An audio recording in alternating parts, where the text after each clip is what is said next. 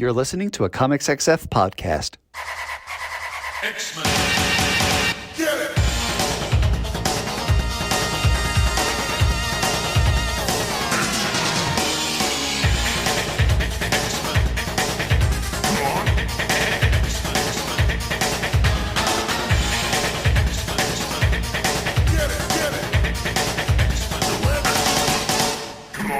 Hey everyone, and welcome to another exciting episode of Battle of the Atom. This is your weekly X-Men podcast where we rank every story from A to Z.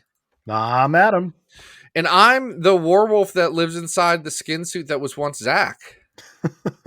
Hey, Werewolf Zach, how we doing? You know what? I'm doing great. One thing I have noticed, Yes.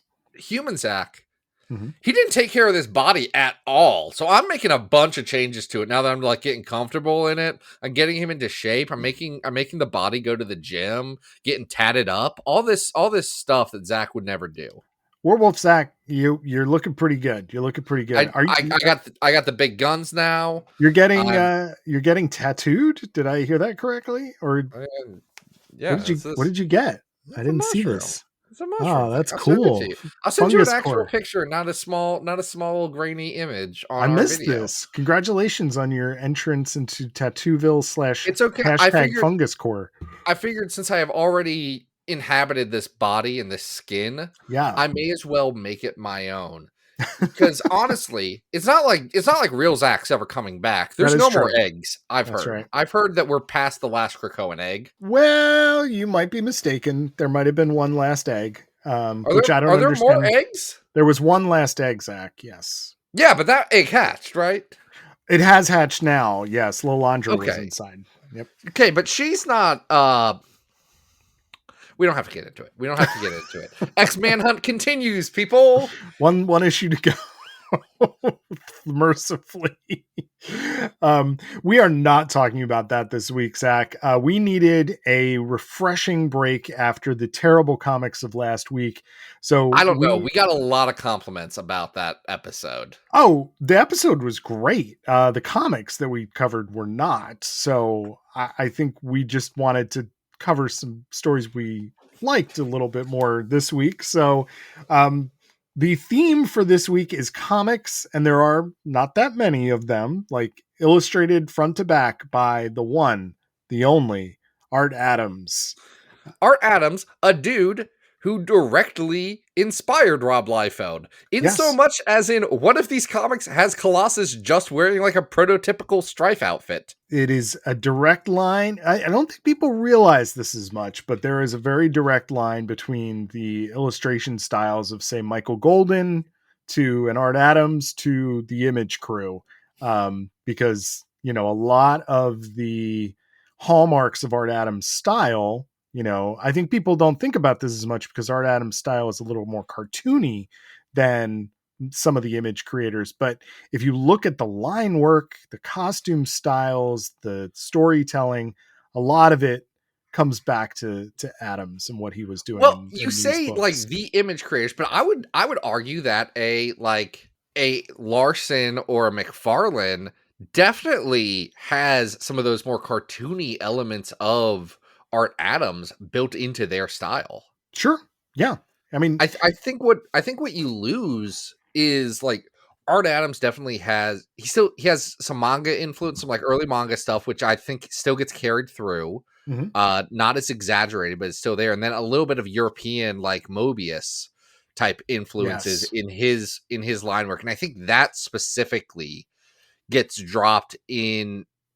And in the replacement is the more exaggerated work that you get from the Image crew. yes, I think that's true. I think the other thing that gets dropped are things like backgrounds or facial expressions. Well, or here's the thing. varieties of body types, etc. The one thing about Art Adams is that he did not draw fast. No, but what we're covering this week is really special because we're covering a couple of the annuals that he did and a 2-issue arc that he did in X Factor. And what's cool about each one of these is like they're supersized. So, when we did get full comic artwork from Art in the 80s, it was special because you were getting like over 40 pages of it at a time. You were getting a lot of art from Art. Yes. And that art was from the heart. And Yes. do you know what else? Do you know what else is from the heart, Adam? Before we dive too deep into what Mr. Adams was doing. Well, I assume you're segueing over to our lovely patrons over at Patreon.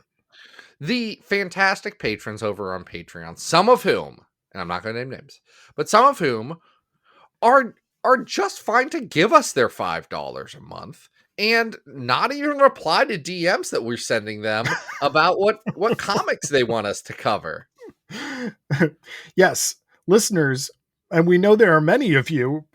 Feel free to send in your requests. You've earned them. Listen, I'm going to even extend this. If you were a patron and you never requested anything and then you stopped being a patron for whatever reason and you still listen to the podcast, I have records. Just let me know.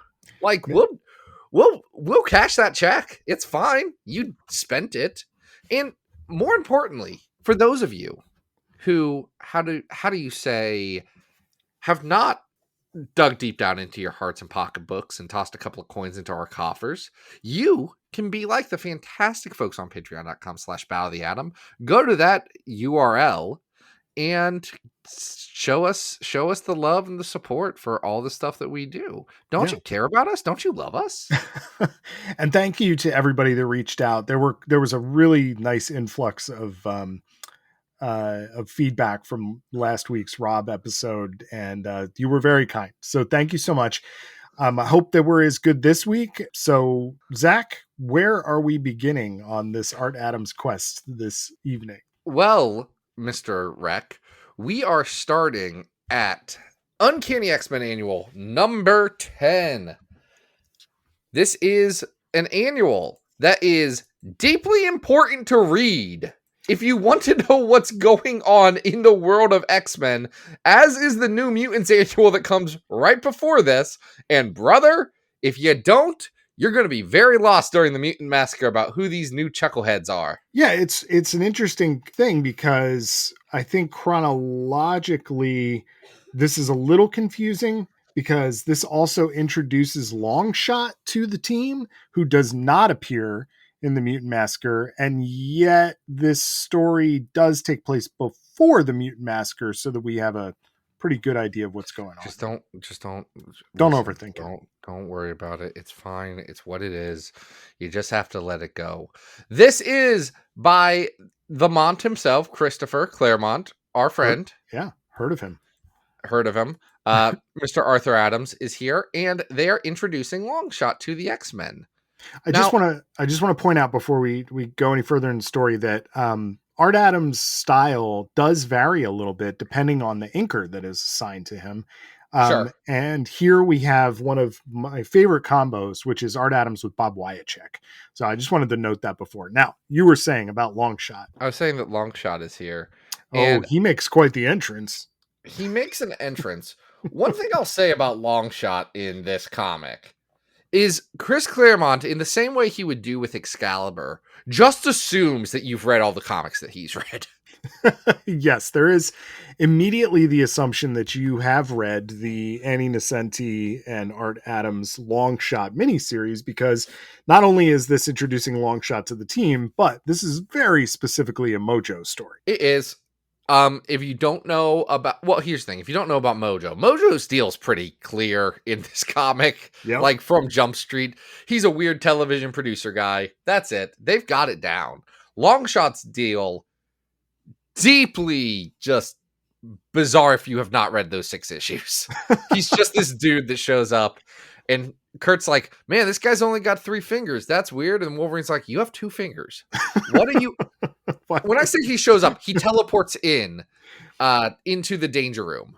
Well, he kind of like spoofs in like a really kind of gross sequence. I don't know how to describe this without being a little bit vulgar, but there's a lot of like white liquid that comes along with this sequence that's interesting. It does immediately disappear when they try and collect some of it, but Doug Ramsey describes it as goop, and Adam, I was not thinking that, but as I am,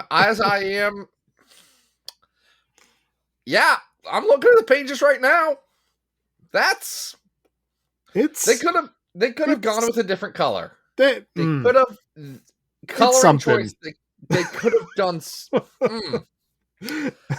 Also new to the team, or relatively new to the team, and very important to Mutant Massacre is Betsy. Betsy, another character that if you didn't read that New Mutants annual, you would have been very confused during Mutant Massacre. Yes, or even this story where we start to get into the deal about her eyes, which were gifted to her by Mojo through the body shop. We also are teaming up with the New Mutants here. They are very important to this story because as Longshot has arrived and sprayed all of the X-Men with this goo, God, I can't believe I just said that. The X-Men spray is very important to this story. It's yes. in like 6 panels and then disappears and no one talks about it again. It is such a weird focal point that I don't know how much of it was in the script versus Claremont got the pages back and he's like, we gotta do something with this goo. I don't know, but the goo starts to do something which will be consequential to our next story, but it'll be very consequential in this one as well because it starts to de-age the X-Men. Now, this is important that we do not confuse this with the X-Babies. We are just de-aging the X-Men. Are you telling me that this is baby making goo? This goo makes babies. This goo does significantly age down the X-Men and turn them into the puppets of Mojo, forcing the New Mutants to don their, well, let's say less than perfect graduation outfits and go battle their younger / older compatriots of the X-Mansion in on stage. Let me ask you, Adam. This is wild. You talk about the graduation uniforms. These are the New Mutants superhero costumes. Yes. Allegedly. That Charles Xavier keeps in a trunk in, I guess, Aurora's room for some reason. It's like really weird. Have a different closet. Yeah. How many of these costumes are good? One. Which one is good? Magic. Okay, we can both agree that Magic's is good. I also think Warlock's is good because Warlock's knows what it's doing. Warlock's is funny because he's basically just Superman. So he's got a red cape and he's got the big, nice human chin, and but he's wearing like a Space Ghost cowl. Yeah, so, he does. He looks like Space Ghost. That's right. With like the red cape, like I kind of love the Warlock one. It fits for what Warlock wants to be. All the others, they are too subtle to be like full-on jokes costumes, you know? I mean, I guess Magma's is fine. It's just kind of fire, but like it's bad. I don't like it. It's a bad costume. None of these are good, you know? Like I'm still very baffled why Art Adams drew Cypher to just have Cyclops like goggles. See, that's the one that makes me think Art Adams was in on the joke. Okay. That's the one that gives me pause. But then at the same time, like Wolfsbane costume, there's no joke there. Mirage's costume is just Native American stereotype costume. Mm-hmm. Karma's has a big yin yang on the chest. It's very odd. I don't know, and I bet the answer is it depends, and it's a mixed thing. Yeah. So they end up on the stage of the Delacorte Theater in the middle of a Shakespeare production. And really the rest of this episode is just taking place as this stage production, as the audience is held hostage. And I got to say, it's kind of just a lot of fun. There's just goofy stuff happening. Spiral is not in her normal Spiral gear. She's in sort of like tactical Spiral gear. She looks like Lady Deathstrike. She does look like Lady Deathstrike in the Reavers. It's odd. I'll tell you what I love. Claremont gets Mojo from Jump Street. Like he's picking up directly from where Nascenti left off with this guy. Mm-hmm. And it's gross, funny, like scary kind of Mojo. And I feel like there are very, very few writers who get that right, who make Mojo dangerous feeling. Even like NYX tried and I don't know how successful it was at that. But that may have a bunch of other things going on with it. But like a lot of comics try and make Mojo something and they don't get it. With this, like Mojo's talking about how he is an artist, my ever twisting spiral to make my reality's dream. Cost is no object. And then someone's like, well, that's easy to say until you run out. He's like, poverty? Ruin? Delightful concepts. Perhaps I shall try them.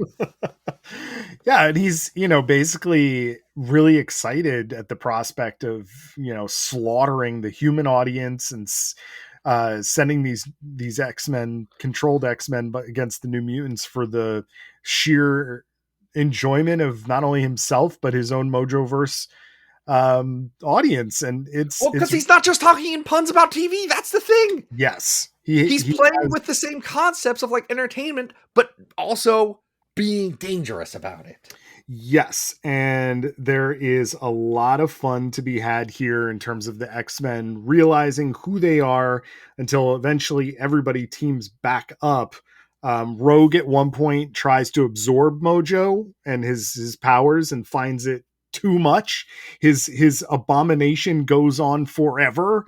And it's, I think, the alternate costumes that they're wearing leave a little bit to be desired, but I think the ultimate showcase of what is happening here on this stage, it's a quintessential Mojo story. It's a lot of fun. It's a lot of fun. It does involve Wolverine running around in the nude, which gives Art Adams and Bob Wiacek the opportunity to lovingly detail every piece of body hair on this man. Yeah, I mean, Rogue and Storm also have sort of lingerie-esque costumes as well. So yeah, but Logan was wearing clothes and then they all come off. That's the thing. Yes, because Logan's costume is basically like a Mojo Halloween mask, and that's about it. He has pants at one point. They go away. Yes, that is true. Like we see his tuchus, just a full-on side bum of Wolverine here. Yeah. So the story does end with our poor New Mutants putting their graduation costumes away, even though they have saved the day, but they claim they didn't do anything. They feel like they didn't actually contribute to anything, that the X-Men saved the day, but they have a little bit of camaraderie at the end here. And then we're also welcoming Longshot to the team, which is great. And then we realize at the end that Mojo has had a huge rating success with this story. It's been great. And we end with this, I think, iconic panel of him holding up a dead pig's head and doing the Porky Pig exit of badee, that's all, folks. It gets Mojo so well. This is a classic, great Mojo story. It gets Mojo well. There is some stuff that is just wild in this. Like Betsy, they capture Spiral. Betsy immediately, with no hesitation, says, I say kill her. Let's just kill her. Let's kill this lady. Yes. This is not post-mutant massacre. This is Betsy being like, screw this one chick in particular. I don't like her and I want her dead.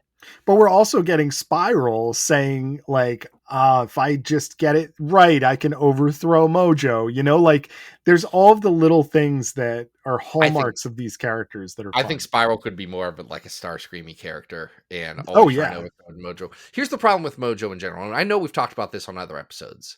Is that you can't overthrow Mojo. And everyone, including writers I really like, have tried to do the story with a Mojo versus free. Well, it's not going to be free. It's never going to be free. It's a setting that isn't interesting if Mojo is not in charge. Yes. Yep. Or Mojo 2, the obligatory sequel. I will accept Mojo 2, the obligatory sequel. I've gone on record. We've talked about, I think, almost every story featuring Mojo 2, the obligatory sequel, with the exception of that Squirrel Girl one. Yeah. There aren't many. But it is a funny idea. I can't believe that Ryan North put Mojo 2, the obligatory sequel. You can't? Of course we can. It's just that his brain's broken. Yeah. To ever think about Mojo 2. A character that technically is in those Jim Lee comics, but not really. He's not important in those comics at all. It's okay. He's more of a trading card. So, Zach, I really like this annual. I think we should rank it on our big old list. So here's the thing about this podcast, and maybe you've picked up on it from time to time. Sure. If you're a listener, a good listener who listens to all of our episodes, like all of our good listeners do. And that is that every episode we rank 3 X-Men comics. We're ranking them on our big list from best to worst. And Adam, do you know how many comics we've ranked at this point in our cursed existence? Zach, we have ranked well over 1,000 comics at this point. That is crazy. Is 14 well? Is 14 count as well? I know it's over 1,000, but like we've done 1,014. Is 14 well over? We're getting there. I feel like well has to start. Considering we're talking about story arcs and like each one of these may be multiple, who knows how many actual issues of each comics individual we have comic. No, we've ranked too many individual comics. Crazy. Period. Yeah, an unethical amount, I would say. Yes. And the thing about these comics is, since we're ranking them from best to worst, we have a list where the best story ever is The House of X Powers 10. The 250th best story is Uncanny X-Men and All New X-Men Annuals: The Secret Life of Eva Bell. 500th best is Generation Hope Schism. The 750th best is Gambit from the Marvel Vault. The 1000th best is NYX Volume 1, a bad comic. And the 1014th best / worst X-Men comic of all time is 2099 World of Tomorrow. Adam, I'm going to make a statement that I don't think you're going to love, but I'm going to try and defend it. Okay. This is not better than those Eva Bell annuals. And what is that at? That's at 250. Oh, no, Zach. This is a top 100 comic. You are wrong. This is very good. It is quintessential Claremont X-Men. It is Art Adams. These are just fantastic. And Adam, I at can't... 10, my friend. Yeah. Hi. Hello. My friend. At 102 is Wolverine the Jungle Adventure. And I know you love Art Adams. I know you do. I know he's your guy. He's great. And this is a lot of fun. And it's Wolverine the Jungle Adventure is at 102. And that is both a better written and some would argue a better drawn story than this. Then it's got to go in between that and at 105, the Mighty Thor 15 to 19 Asgard Shi'ar War, because it's definitely not worse than that Mighty Thor arc. I know you're not going to put it below 106 Age of X-Men Next Gen, because it ain't. Probably not going to put it there, but I'm like, here's the thing. This is a me thing.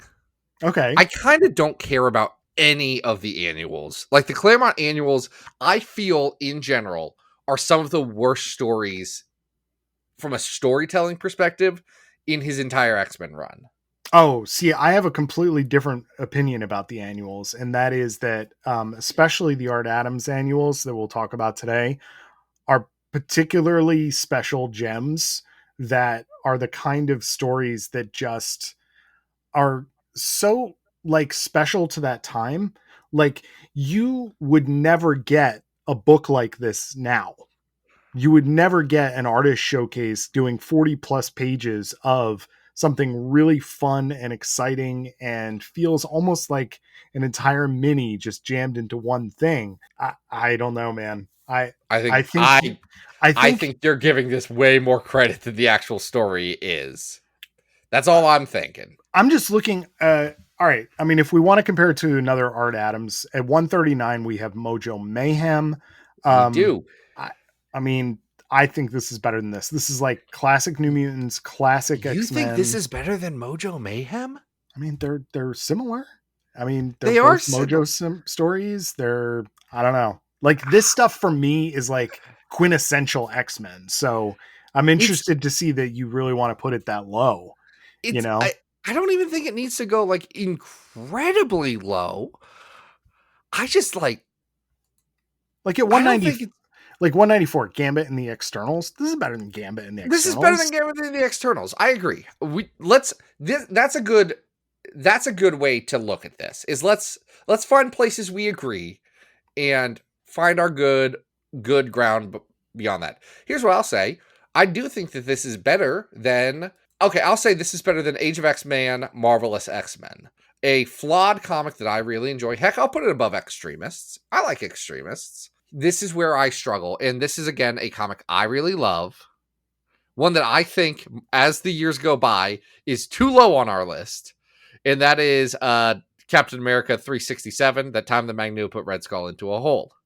Yeah, I know you like that comic way more than I do. It's very good. It is. It has some great symbolism in it. It does. But this isn't like, this is better than 162 X Factor 27 Gifts, and that's a really good issue. This is better than the giant size X-Men stuff from Hickman at 157. It is better than Hickman's giant size X-Men. Fine, I'll give you that. You know, It's Adam.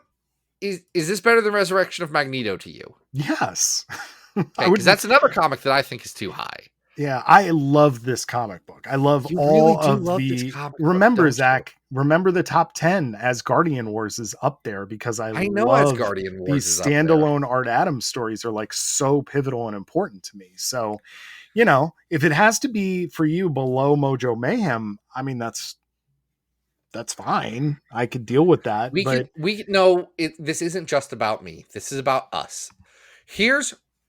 I will make a concession. I'm going to say this. I think this is a fair spot that helps us out in the future when we have to rank things against this. Yeah.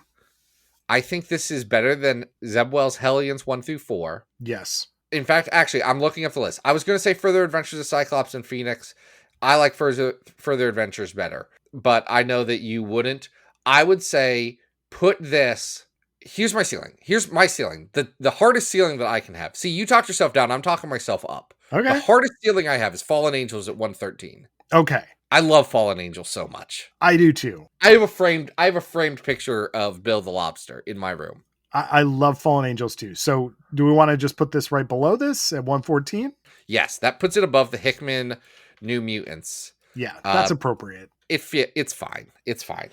I think you're underestimating this. I am really curious to hear what you think about this next annual, which we're skipping. I've got some news. We are skipping forward in time to Uncanny Annual 12, which is now we are in the midst of a very loosely tied together crossover called the Evolutionary War. But this is very much a standalone story. But we're now in the Aussie era of X-Men. I want everyone to know, if you are expecting any context, continuity, general thoughts about Evolutionary War, leave those thoughts at the door. We will not be covering the rest of Evolutionary War, including the Alpha Annual. Sorry. You need to understand that there's some Marvel characters I really enjoy. There's a handful of Marvel characters I straight up think are Pookie Duke. One of those is the High Evolutionary, Herbert Wynham. Mm-hmm. I think he sucks. He's not interesting to me. I do not like him. I don't think he's one of Kirby's best designs at all. He's a weirdo. I don't get his deal. I don't understand Wundagore and any of that stuff.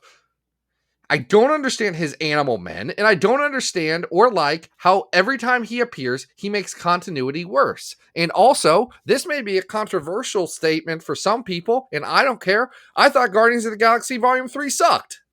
Oh, okay. Bold. Coming at him. I don't like the High Evolutionary. You can find me on an actual play podcast I did once with friend of the show, Luke Hare, who I just had dinner with the other week, and I should have brought this up if I would remembered I would be talking about the High Evolutionary. But the High Evolutionary was the secret villain of that episode. And I said, this guy sucks on that podcast. Does. That was like 8 years ago. So I've been on this for a while.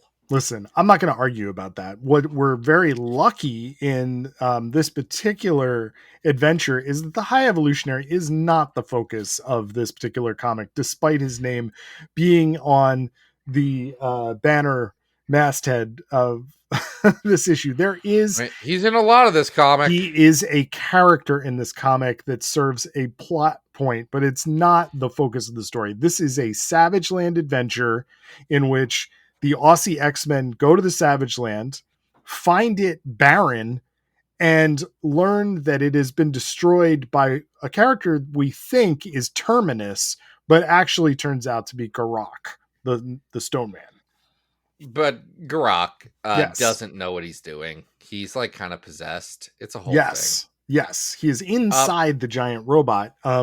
We're I just want to start with the absolutely outstanding opening scene in which The opening scene's my favorite part. Storm The opening scene's flies off easily in my a favorite. hush, in a huff, and at the same time, Longshot, because he has bird bones, has been sleeping with Dazzler, so they're both in their underwear, and Longshot falls out of the window, and Dazzler has to figure out how to use her light powers to like break their fall. It is delightful. See, this is not believable to me because I cannot imagine that Longshot has ever worn underwear.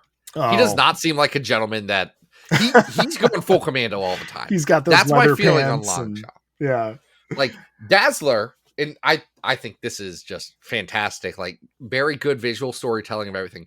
Dazzler runs out. She's not wearing a shirt. She grabs Longshot's jacket and is like holding that together while she laser blasts herself up into the air to catch him. It's very good. It's great. It's great. We get a really fun shot of Maddie and the rest of the Aussie X-Men down in the Reaver computer basement, which is really great. And, before you can, get Gateway's attention, we are in the Savage Land and catching up with some past characters, including, would you like to say who we're catching up with here? Nirel, one of the two ladies that Colossus lost his virginity to. And now, apparently, it's insinuated very heavily here, has a son. So that's interesting. Who takes after his father because he's so strong. I wonder who his son or who her son could be. Well, Longshot is making it very clear that we got to keep this a secret from Colossus for whatever reason, and it's basically said multiple times throughout the issue. I mean, it's Colossus's kid. It's Colossus's kid. It's such a weird thing for Claremont to just like bring up and be like, "Here's Colossus's kid." Also, I'm totally what fine with happened to that. the other lady? What happened to the other lady? Where's she at? I don't know. I mean, know. if she was just down for a good time and didn't really have an emotional connection with Colossus like Nirel obviously did. I think the wilder callback is the classic X-Men characters that come back in this particular annual. That's a lot of fun. Can we talk about this? Yeah, let's do it. So at one point, Storm opens up her satchel, one of her pouches, and says, "My cameo crystal, it's glowing." This is the gem that she has worn in her the big red gem that she wears in her initial costume. Yes. It's never been anything but a decorative element before now. Well, it wasn't a classic X-Men backstory. Okay. Adam. Great question. Right. Adam. Yes. When do you think that classic X-Men story came out? I don't know. When did classic X-Men 22 come out? I would assume probably around the same time. Hold on. I'm looking it up real quick. This annual is from 1988. So that annual came out 3 months before this. So it's not really a callback in so much as Claremont's like, okay, we're doing this story in the Savage Land. Well, I just did a bunch of Savage Land stories. Let's do more of that. And here's the thing. If you, like me, would just be reading Chris Claremont's X-Men as a whole and saying, why would I read the classic X-Men stories? Why would I collect those floppies? I already have the originals. You would be completely lost why Storm has a magical glowing necklace and also is friends with a sky wolf that has a Viking ship strapped to its back. None really of this awesome. is explained. I'll say really also awesome. that classic X-Men backup I kind of think is bad. 22, really? I think it's one of the weaker ones. Oh, I don't know. Because she goes on a never-ending story just in the middle of things and then comes back and is like, that was a weird thing. I bet it never comes up again. Well, it won't after this, but it is pretty fun that, Claremont's like, yeah, you know what? Let's have Storm have another girlfriend in Marin and let's bring in the never-ending story dragon in, what is it? Kajime? I was asking people on the Slack how to pronounce I don't this. know how to pronounce this wolf's name. Yeah. Chris Claremont knows how to pronounce it. And even then, I bet if you asked him, he'd say, oh, what? It was just some wolf. I don't know what name I gave it. Zach, I also have to note that this issue does contain a particular villain that is of note. And that is, of course, Zala Dane. who is also here in the background. I believe I've talked at length about the fact that I'm thrilled for so many of you that love Zaladane. I don't care about her. I've never cared about Zaladane. I've got nothing for Zaladane. Zaladane's nothing to me. Well, like we mentioned, they do get rid of the Terminus robot. Garak doesn't know what the heck is going on. Zaladane's licking her chops saying, I'll get them all. And I guess that happens in the rest of Evolutionary War. Who cares? What I think is even more fun about this is, despite Art Adams wanting to draw dinosaurs and getting to before the end of the halfway point, we still get another second story in which we are now getting treated to Mojo inventing the X babies and Can we losing talk them. about one last thing that happens in the Savage Land before we jump to the X babies? Yeah, please. I read this panel like 5 times because it makes me laugh so much. After everything's saved, there's a caption. It's like, heroes depart, friends return. Kazar just walks in there after the adventure's over and says, hey everybody, it's me, Kazar, Lord of the Savage Land, and Shauna, my she-devil of a wife, and our baby boy. We're home. I'm here. What I miss, everyone? Also, I have a kid. It's also wild because Kazar doesn't look like Kazar. He and Shanna are dressed in like colonial white, like jumpsuits of some kind. It's really weird. It's wild. Yeah. It's quite a look. It's pretty funny. Look, it's a very funny page. Yes. It's a weird story. Like, these are weird one-off adventures, and I don't think there's anything wrong with that. I happen to personally think that it tends to be Claremont stuff tends to work better when it's not one-off adventures, when it's big, fun, giant stories. I think these are kind of big, fun, standalone giant stories. But let's get into the second one, which is Mojo, I Want My X-Men. We get a recap of some of the recent Fall of the Mutants stuff that's happened in Uncanny. And Mojo is basically like, man, guys, if the X-Men are dead, I need new X-Men. And we get this series of, well, what should the X-Men be? The new ones? Are they all ladies? Are they all Transformers? Are they maybe in sexy costumes? Are they all animals? And then, of course, we get the actual first appearance of the X-Babies.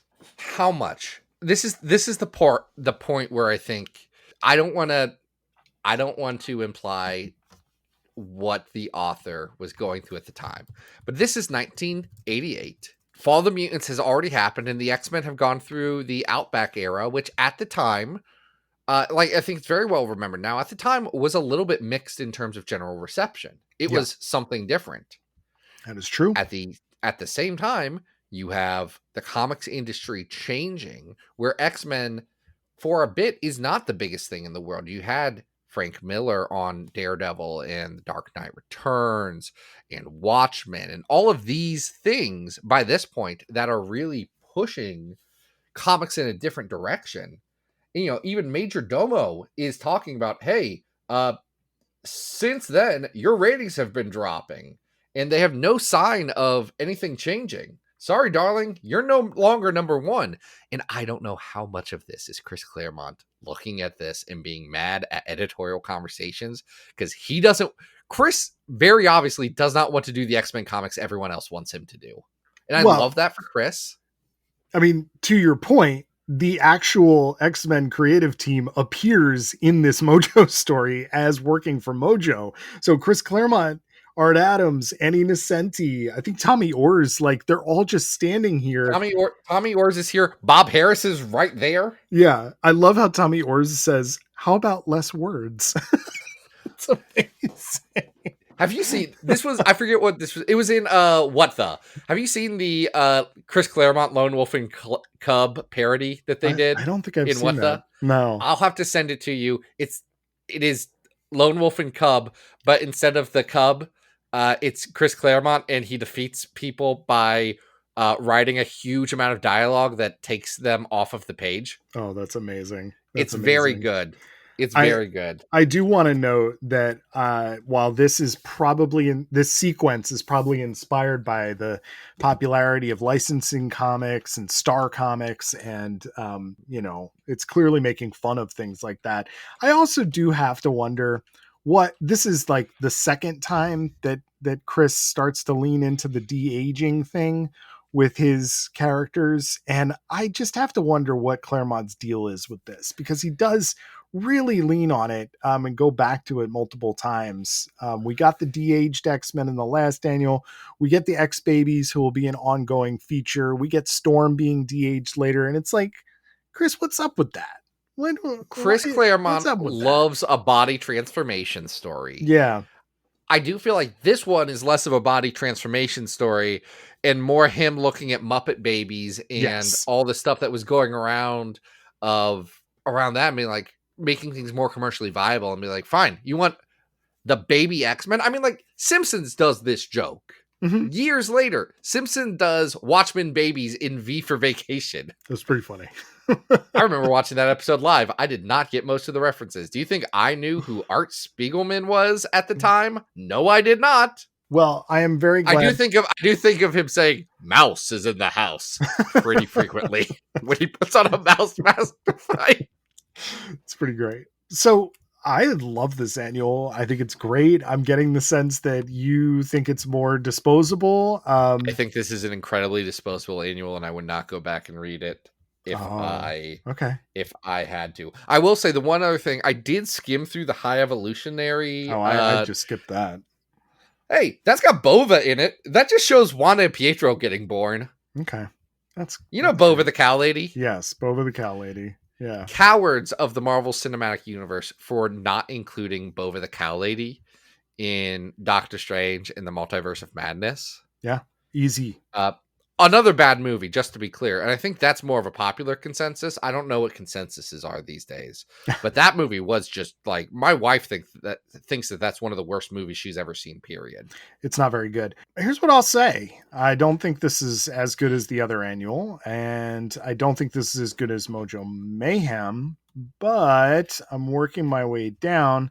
And I will say, I think it's probably still better than like at 208, The Last Will and Testament of Charles Xavier. I'll agree with that, but also I think we both know that whatever we were on when we ranked The Last Will and Testament of Charles Xavier, maybe that one's a little high, because that story is at minimum a giant mess. I find there to be more to enjoy here than, let's say, a 215 Kitty's Fairy Tale, even though Kitty's Fairy Tale is more classic. I fully agree with that. This is the problem with the list, is that there's stuff in between things that I disagree with. And we disagree with ourselves. Like, here's the thing, at 212 right now is Avengers versus X-Men Consequences, where Scott Summers is in jail. And I think that is a better story than this, but I don't think this is like all that much better than like Assault on Weapon Plus, which is above this, or Wolverine Snick. Like, I think we're in the ballpark here. This feels like the right area of the list, like the right plus or minus 10. Yeah, I would definitely put it above I would put it above 213, which is the Generation X arc by Christina Strain. Like, the end of her run. Mm-hmm. I agree with that. At 202 is the Doomsmith scenario. I would almost say, I'll say this is better than the Doomsmith scenario, but worse than the John Romita Jr. Warpath one-shot issue, where they redo the Doomsmith scenario. That sounds like a perfect place for this. So this is a 202 Uncanny X-Men Annual 12.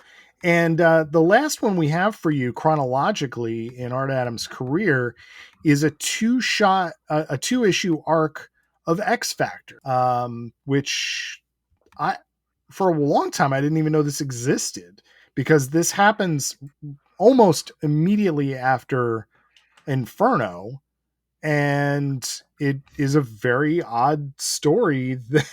Thank you for sharing that link. There's your Lone Wolf and Chris for later. That's for you later, Adam. Thank you. It is a very odd story about X Factor visiting London and battling trolls. So you know why this exists, right? Please enlighten me. So at one point, Marvel was running a contest where you could create your own X-Men character and give them the IP in that they would put it in a comic book, and you would forgot. get to have a comic book of the character you created. Yes. Now, is this altogether different than what Marvel does with people that they actually pay? No, not really. So on one hand, okay. On the other, weird, but they said this will be a character in New Mutants. Well, it wasn't. No. End of the day, New Mutants got busy, so they had to fit this in somewhere. So they asked Louise Simonson to put it in X Factor. So she does 2 issues featuring Alchemy, the winner of the mutant registration. They called it the mutant registration contest. That's insane. That's crazy. Horrible. Here's the thing. I get why. I truly do understand why people take the mutant metaphor so seriously. Mm-hmm. I also appreciate that Marvel didn't at all. They're like, yeah, the mutant registration thing. These are fun sci-fi stories, right? Like, I get it. I think that there's a bit of charm to that. Yes. Like, here's the thing. I know there's someone on the internet who would yell at me if I said muties, which is buck wild because they aren't real. And it's a made up slur for people that cannot be hurt by it. But they're also valuable, symbols for people and who have taken them to heart, and it is important. I agree with that. I've just gotten to a point in my life where I don't need fiction for that, if that makes sense. That does. And I definitely don't need fiction that Mickey Mouse owns. So do you want to tell us who this character is, Zach? That's core. We've talked about this character in a really odd place before, but this is the first appearance of this character. He's this weird little nerd. He's just this friggin' little dork. That is not his name, Zach. Could you tell me his name, Adam, before reading these comics? Could you tell me anything about Alchemy besides he's Alchemy, he has King Midas powers, British? I think that's pretty much all you need to know. You don't need to know that his name is Thomas Jones. But yes, Tom Jones. Alchemy is a chemistry student who can, when thinking hard enough about a specific element, like gold, he can turn things into that element. And hey, quick question. Yeah. How bad were the other entries in this contest? Great question. Maybe they didn't get many. This is like first idea kind of things. This is King Midas, very famous story. Well, I will say, for Alchemy to be such a silly, like, one-note character, they do make a pretty fun story out of this, of X Factor. Great opening scene in X Factor. Because we're post Inferno, we not only have the X Factor kids, but we also have New Mutants hanging out on ship. And we also have Nathan Christopher Summers having been returned to Scott.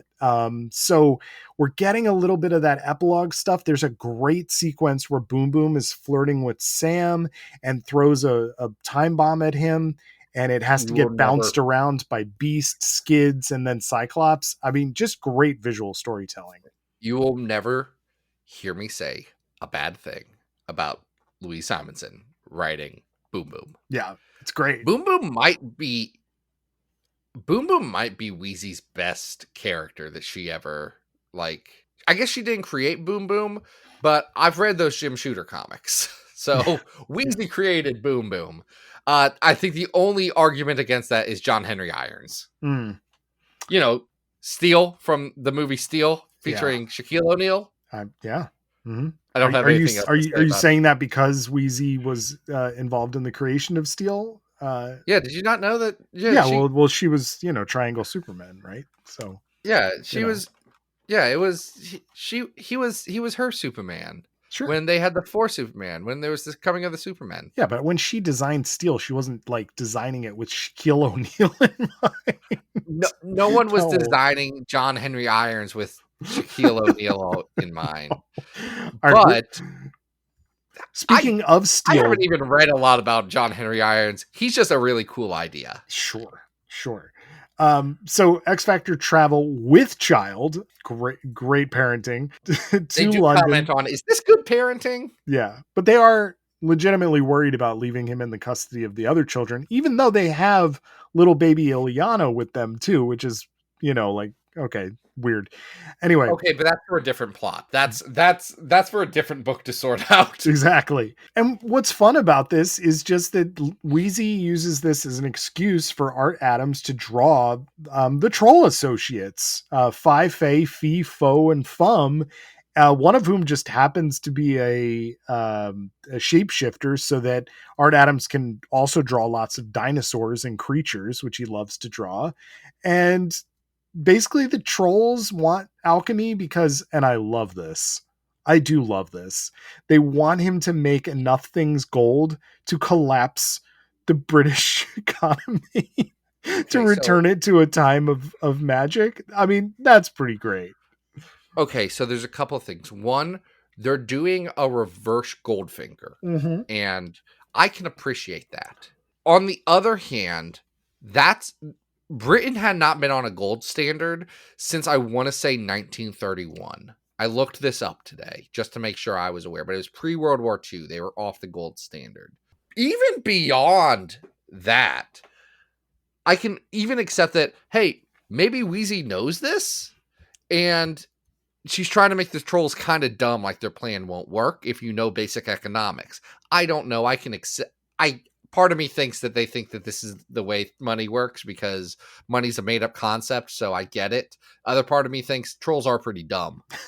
They're not the smartest of trolls, even though they have high-minded economic ideas. And it's really just hijinks, you know, like the trolls. I want to be clear though. High-minded economic ideas are not reliant on the gold standard. I want to be so clear for anyone who's out there who has heard people say, we need to get back on the gold standard. That's insane and doesn't make any sense, people. That money works because we all agree it works. Money is magical. Money is like Santa Claus. Santa Claus is real if we all believe he's real. So is money. Now, that does mean that money's kind of stupid. Yes. It also means that it's a real force in everyone's life. And since enough people believe in it, even if you think it's stupid, enough of us are all on board saying this is a way that we're going to exchange things for goods and services. So their plan's bad. Their plan is silly. However, it is fun to watch. X Factor. It would just take gold prices. That's all it would do. But they do get to defeat X Factor in the first issue. We also learn that Baby Cable, can protect himself. He has his little TK bubble for the first time, which is TK great. Bubble. Sorry, that was a Smash Bros thing for all of our Smash Bros. Adam, were you a Smash Bros guy, or was that slightly? Never been. Yeah, I've never been good at it, and I played it. Like Melee would have been hitting when you were in college. Yeah. I owned the Wii Smash, but I think that's the worst one. Yeah, it wasn't very good. If you've ever tried to play Brawl, it's the slowest Smash Bros. Really, Ultimate. People are going to go to bat for Melee because it's been around forever. Ultimate's the best. It's well balanced. It's fun. It has so much there for you to pick up and play. I love Smash Ultimate. What's interesting about this story is that obviously Alchemy has the means to defeat the trolls whenever he wants. He can just turn them into whatever he wants, but he also realizes over the course of this story that his powers can affect living things. Like he accidentally kills a dog. Well, technically the troll kills the dog, but he kind of like does the dog in by thinking he can heal it and then realizing, no, I can just turn it into gold. And turning things into gold doesn't heal them, Alchemy. I don't know. No, I don't know what he was thinking. The moment you found this out, you're a smart kid. You should have been like, all right, King Midas. Okay, so what? Probably don't touch my daughter. So he does eventually save his own butt by turning the trolls into gold and then into lead so that they don't get stolen. And later on in Excalibur, they will do this exact storyline again with Joe Mad for 2 issues. And then we will see Alchemy weirdly used and killed off in Ivy. Is it IVX? No, it's Death of X. Death of X. Alchemy does have another appearance in X-Men Legacy when who is it? Legion, the main character of X-Men Legacy. When Legion gets all of Britain's mutants together to do press. Yep, I remember that. Because Cy Spurrier had to dig at the bottom of the barrel for those.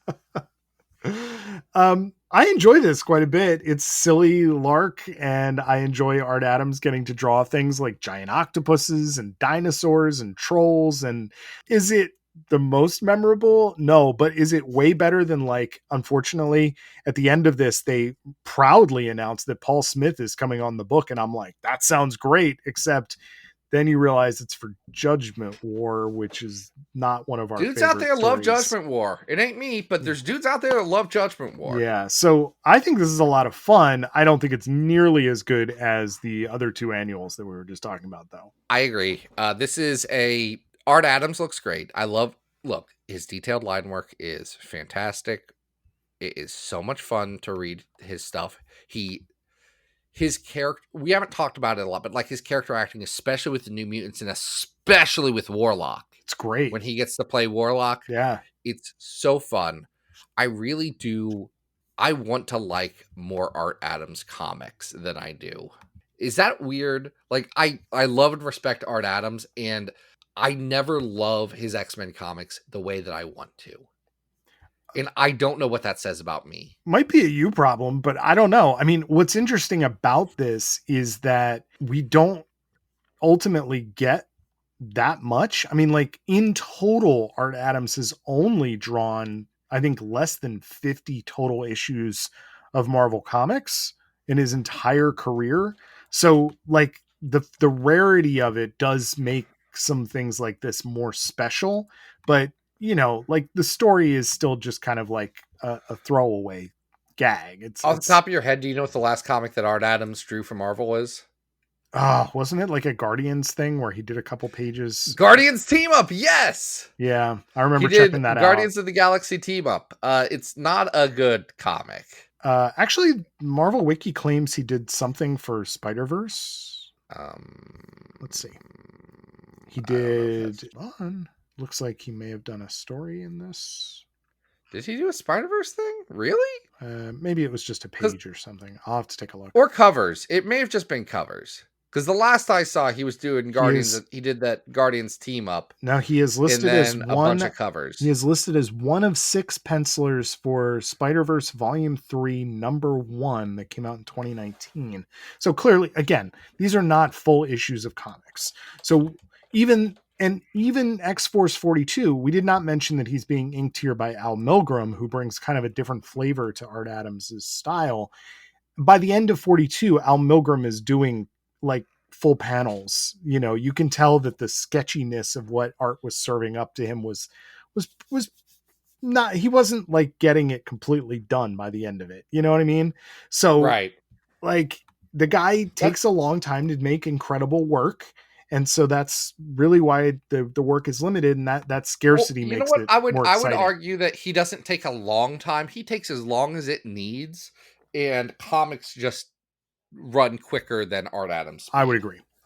Where's this going, Zach? I don't really know. I mean, I enjoy this quite a bit, but it's not one that I revisit as often as the others. I agree. It's not bad by any means. It's not bad. It's not as good as like the X-Force Goes to Burning Man. Yeah, where's that? That's at 271. Oh, I was lower. Great. I was just scrolling. I wasn't like attached to that. How do you feel about it compared to Nothing Can Stop the Juggernaut at 312? I mean, I like that more than you do. I would go so far as to say this isn't as good as, like, at 399 we have the cocaine arc of Wolverine. It's not as good as the cocaine arc. At 400 we have Old Man Logan. Like, you know, I'm kind of working my way down. I think this is probably better than, let's say, at 421 Typhoid's Kiss. Yes, I agree. It's better than the Vindicator issue. I would say this is not better than the first appearance of Polaris at 411, though. Yeah, I don't think it's as good as I don't think it's as good as Bizarre Adventures 27 either. This is better than X-Men the Exterminated at 413. How do you feel about it compared to Dark Web X-Men? What was Dark Web X-Men. Dark Web X-Men has it's the Christmas Oh, one. that's better. That has the That Christmas. one's better. That is the possessed Rockefeller Christmas tree. So 414. There it goes. It is number 414. By the way, I did look up that Spider-Verse thing. What's the verdict? If he's doing, it's 2 pages at most. He did 2 pages at most on that 2 one. pages. Okay, yeah. So my statement stands. Altogether, huge Art Adams fan, and I enjoyed rereading and taking a look back at some of these issues. It was a lot of fun. So A lot of fun. Love it, and love our patrons who keep this show going. yeah. Send us money, send us requests. We'll make this thing happen. Mhm. Adam, what do you got going on this week? Well, we by the time this episode comes out, it should be the final week of X Manhunt. I've been loyally following all of the entries, and helping out with most of the reviews. So our suffering does end this week with the Omega issue. So as always, check out the coverage on Comics XF. You can follow on social, Adam Reck on Blue Sky and Instagram. Zach, what are we doing next week? We decided to live unlimited. Oh, Next week we are going to talk about infinitely unlimited comics. Whoa. Actually, in fact, we've got a whole week of Infinity comics to talk about, and that will be fun for a certain value of fun. I actually don't know. I'm looking forward to talk about most of these. We had to cut one of them for a different thing that we decided on. Which makes me sad because I wanted to talk about the one that we cut, but c'est la vie. But the ones that are there, people are going to want to listen to this episode. Ones that are there, hey, I'm just going to lay this out there. We're doing the Maggot one. I care about Maggot. Yes. Apparently, this Omega level mutant is someone that everyone's supposed to care about now. There's another one that's like 20 installments long, so I'm really excited to read that. So tune in next week, folks. It's going to be great. I'm pumped about that, but until then, this has been Battle of the Atom. We hope you survived the experience. Get it!